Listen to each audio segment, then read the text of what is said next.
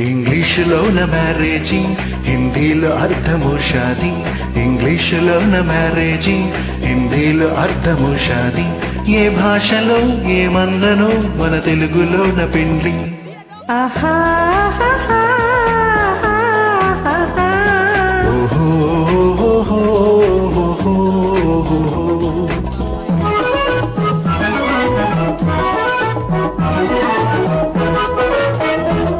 ప్రేమించుకున్న పెళ్లిలోనే హాయి ఉందాయి.